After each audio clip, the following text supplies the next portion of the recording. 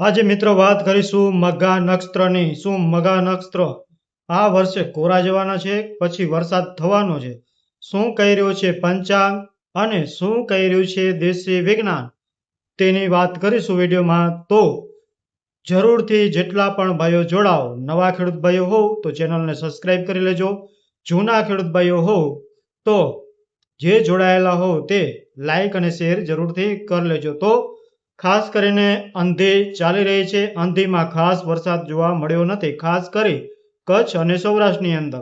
કચ્છ અને સૌરાષ્ટ્રની અંદર અંધીની અંદર એટલે કે આસોલેસા જે અત્યારે ચાલી રહ્યો છે એની અંદર વરસાદ જોવા મળ્યો નથી, ખાસ જોવા મળ્યો નથી. છૂટાછવાયા જે ઝાપટાઓ પડી રહ્યા છે એ છૂટાછવાયા ઝાપટાઓ કાલથી અથવા તો પરમ દિવસે થોડા ઘણા વધારે માત્રામાં જોવા મળશે, પરંતુ ભારે કોઈ વરસાદ કે કોઈ ખાસ વરસાદ કે કોઈ સારો વરસાદ જોવા મળ્યો નથી. વાત સૌરાષ્ટ્ર અને આપણે કચ્છની વાત કરી છે. બાકી ઉત્તર ગુજરાત છે, મધ્ય ગુજરાત છે, દક્ષિણ ગુજરાત ત્યાં સારો વરસાદ પડ્યો છે. હાલ હવે ટેકનોલોજીના આધારે આપણે જોઈએ છીએ તો હાલ ક્યાંય વરસાદ જોવા મળતો નથી. મેન વાત એ કરી કે અત્યારે ટેકનોલોજીના આધારે, મોડેલોના આધારે, અલગ અલગ મોડેલોના આધારે જોઈએ તો ક્યાંય વરસાદ જોવા મળતો નથી કે સૌરાષ્ટ્રની અંદર કે કચ્છની અંદર ખાસ કોઈ વરસાદ પડે. પણ વાદળછાયું વાતાવરણ રહે, છૂટાછવાયા છાંટા, હળવા ઝાપટાઓ અને અમુક જગ્યાએ મધ્યમ વરસાદ પડે એવું હાલ મોડેલો અત્યારે ઇન્ડિકેટ કરી રહ્યા છે. કોઈ ભારે વરસાદ, કોઈ અતિ ભારે વરસાદ, સારો વરસાદ આવું ક્યાંય હાલ મોડેલો દેખાઈ રહ્યા નથી. હવે આંધી છે આમ 17 તારીખ સુધી રહેવાની છે અને 17 તારીખ પછી મઘા બેસી જવાના છે. એટલે 17 તારીખે મઘા બેસી જવાના છે અને મઘામાં એવું દેખાઈ રહ્યું છે કે આમ દેશી વિજ્ઞાન જોઈએ તો કચ્છ કાતરા એ પણ જોઈએ, સાથે સાથે હોળીના પવનો જોઈએ, હાંડો જોઈએ, સાથે આપણે વાત કરીએ તો એમ કહેવાય ને કે ચૈત્ર મહિનામાં જે ચૈત્રી દનિયા થતા હોય છે એ જોઈએ, તો એ આધારે જોઈએ તો આપણે એવું માની શકાય કે 17 તારીખે મઘા બેસે છે અને 17 તારીખ પછી એટલે કે 20-22 તારીખથી હવામાનમાં પલટો આવે, અલગ અલગ વિસ્તારોમાં વરસાદ જોવા મળે. બીજું એ છે કે 25, 26, 27, 28 અને 30, 31 તારીખ સુધીમાં ગુજરાતમાં ઘણી જગ્યાએ સારો વરસાદ પડે, ક્યાંક ભારે વરસાદ પડે, ક્યાંક અતિ ભારે વરસાદ પડે એવું દેશી વિજ્ઞાનના આધારે જોવા મળી રહ્યું છે. પરંતુ સાર્વત્રિક વરસાદ આ પણ નહીં હોય. એટલે કે સાર્વત્રિક વરસાદ બધી જગ્યાએ વરસાદ એક સરખો પડકે અથવા તો બધી જગ્યાએ વરસાદ પડે એવું બિલકુલ દેખાઈ રહ્યું નથી. તો મેન તો એ પણ પ્રોબ્લેમ છે કે જ્યાં વરસાદ પડી રહ્યો છે ત્યાં તો પડી રહ્યો છે, પણ જ્યાં વરસાદ નથી પડી રહ્યો તેનું શું?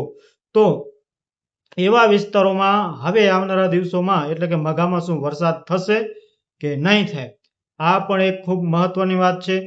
તો ખાસ કરીને ઉત્તર ગુજરાત હોય, કચ્છના રાપર ભચાઉ હોય, દક્ષિણ ગુજરાત હોય, મધ્ય ગુજરાત હોય, દાહોદ, ગોધરા, પંચમહાલ, પેટલાદ આ વિસ્તારો હોય, આ બધા વિસ્તારોમાં તો મઘામાં પણ વરસાદ પડે એવું દેખાઈ રહ્યું છે. દક્ષિણ ગુજરાતમાં કદાચ ઓછું પડે, પરંતુ દક્ષિણ ગુજરાત હોય, મધ્ય ગુજરાત હોય, ઉત્તર ગુજરાત હોય આ વિસ્તારોમાં મઘામાં પણ વરસાદ પડે તેવી તો દેખાઈ રહ્યું છે.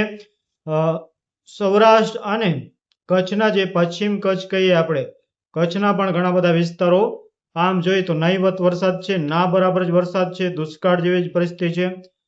સાથે પોરબંદર હોય, જામનગર હોય, દ્વારકા હોય આ વિસ્તારોમાં પણ દુષ્કાળ જેવી જ પરિસ્થિતિ છે.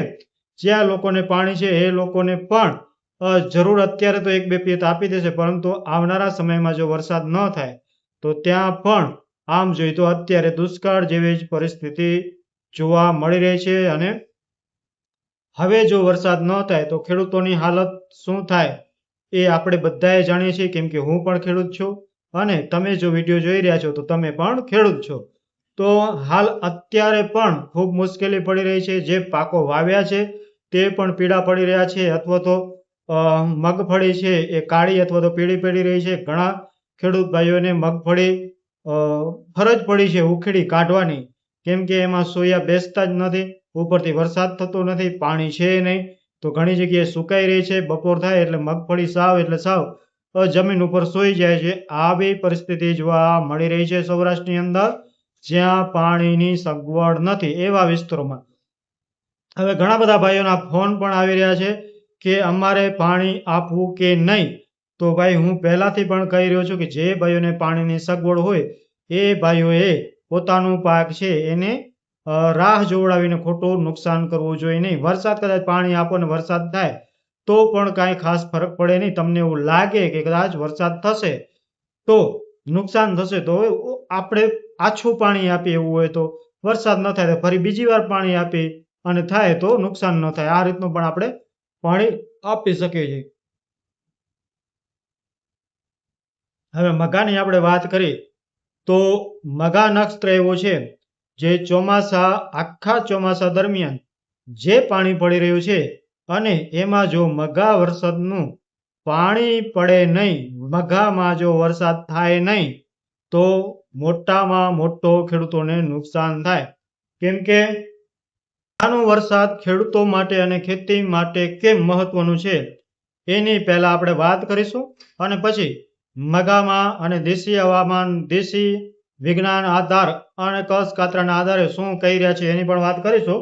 તેના પહેલા મઘાની ખાસિયતની વાત કરીશું કે મઘાનું પાણી છે તમારા પાક ઉપર ગમે એવો રોગ હોય, ફાલ ફૂલ ન લાગતું હોય, ફ્લાવરિંગ ન આવતું હોય, અને જો મઘાનો વરસાદ થાય, જમીન ઉપર સારો વરસાદ પડે, પાણી નીકળી જાય આવો વરસાદ થાય તો જે રોગ હોય છે, રોગ જીવાત આ પણ પાકમાંથી દૂર થાય છે. પ્લસમાં પાકમાં ફ્લાવરિંગ ચાલુ થઈ જાય છે.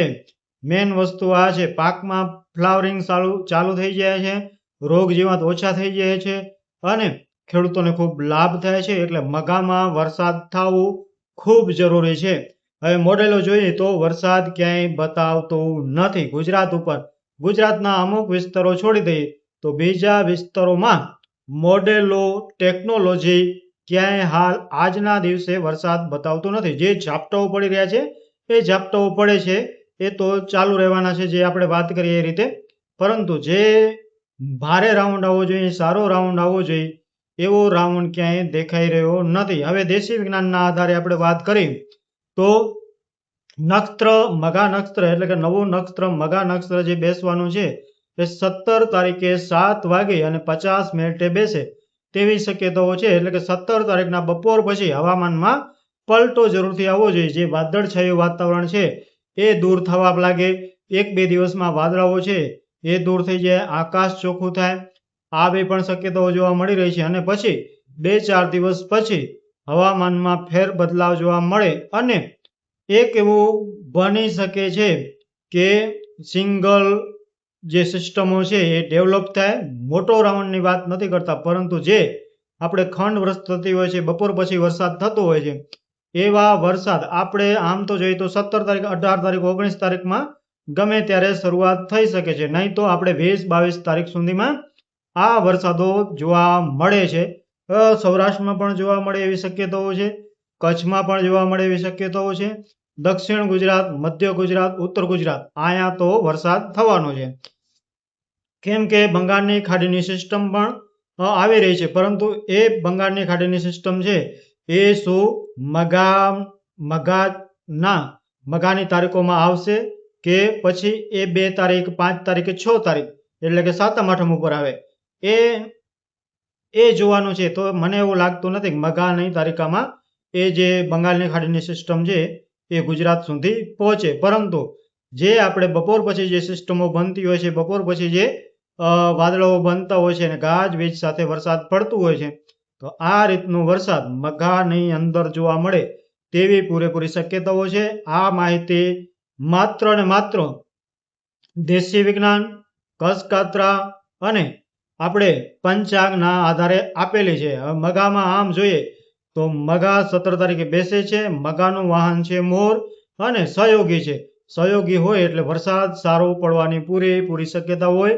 ક્યાંક ને ક્યાંક વિસ્તારોમાં ભારે અતિ ભારે વરસાદ પડે, પૂર જેવી સ્થિતિ થાય, આવું પણ હાલ જોવા મળી રહ્યું છે. પરંતુ આ વર્ષના અનુમાન છે, દેશી વિજ્ઞાન હોય, ટેકનોલોજી હોય, કોઈ પણ લઈ લો, આ વર્ષે અનુમાન છે એ 100% સાચા પડ્યા નથી, કે 100% એમ કહેવાય ને કે ખરા ઉતર્યા નથી.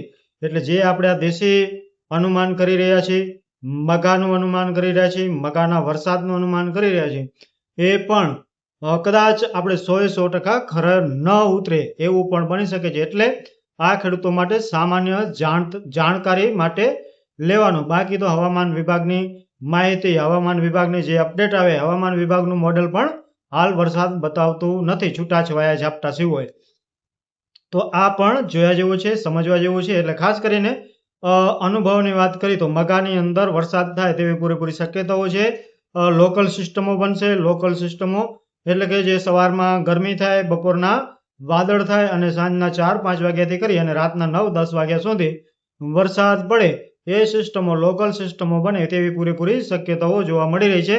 રોજે રોજ અલગ અલગ વિસ્તારોમાં વરસાદ જોવા મળે તેવી પૂરેપૂરી શક્યતાઓ જોવા મળી રહી છે. પછી કચ્છ હોય, સૌરાષ્ટ્ર હોય, આ બે વિસ્તારોમાં પણ શક્યતાઓ જોવા મળી રહી છે. તો આ માહિતી તમને કેવી લાગી તે જરૂરથી કમેન્ટ કરીને જરૂર ને જરૂર જણાવજો. નવા મિત્ર જોડાયા હો, ખેડૂત હો, માલધારી હો તો ચેનલને સબસ્ક્રાઇબ કરી લેજો. બેલ આઇકન જરૂરથી ઓન કરજો, જેથી દરેક વિડીયોની નોટિફિકેશન તમારા મોબાઈલમાં તમને મળી જાય. અને બાકી લાઇક અને કમેન્ટ કરવાનું, સાથે તમારા મિત્ર અને ફેમિલી સાથે વિડીયો શેર કરવાનું ભૂલશો નહીં. બાકી ટેકનોલોજીમાં જે પણ કાંઈ ફેરફાર થશે તો ટેકનોલોજી દ્વારા પણ માહિતી આપણે આપવાનો પ્રયાસ કરીશું. પણ હાલ જે રીતે આજે આપણે મગા નજીક આવી રહ્યા છે અને 17 તારીખે બેસી રહ્યા છે, 2 દિવસ બાકી છે. 2 દિવસ વાદળછાયું વાતાવરણ અને છૂટાછવાયા ઝાપટાઓ પડે એવી શક્યતાઓ જોવા મળી રહી છે.